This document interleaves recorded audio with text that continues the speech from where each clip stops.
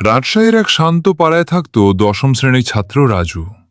বাইরে থেকে দেখলে মনে হতো সবকিছু ঠিক আছে, ভালো পরিবার, ভালো স্কুল, ভালো ভবিষ্যৎ। কিন্তু কেউ জানতো না একটা মোবাইল গেম ধীরে ধীরে রাজুর পুরো জীবনটা শেষ করে দিচ্ছিল। এটা শুধু একটা গল্প না, এটা এমন একটা সত্যি যেটা আজ অনেক ছেলের জীবনেই ঘটছে। রাজু ছিল খুব সাধারণ একটা ছেলে।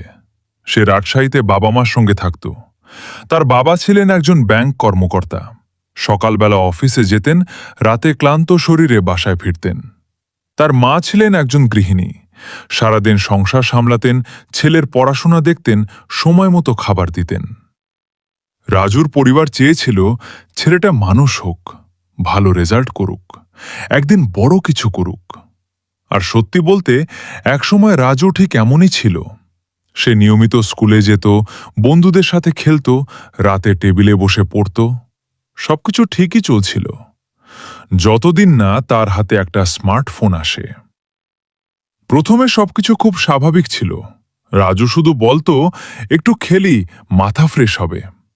প্রথমে 10 মিনিট, তারপর 30 মিনিট, তারপর 1 ঘন্টা। ধীরে ধীরে এই একটু খেলা রাজুর জীবনের সবচেয়ে বড় নেশায় পরিণত হল।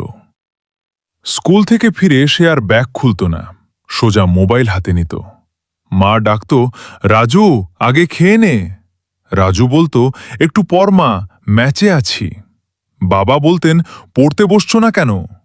রাজু বিরক্ত হয়ে বলতো, আরে বাবা, পরে পড়ব।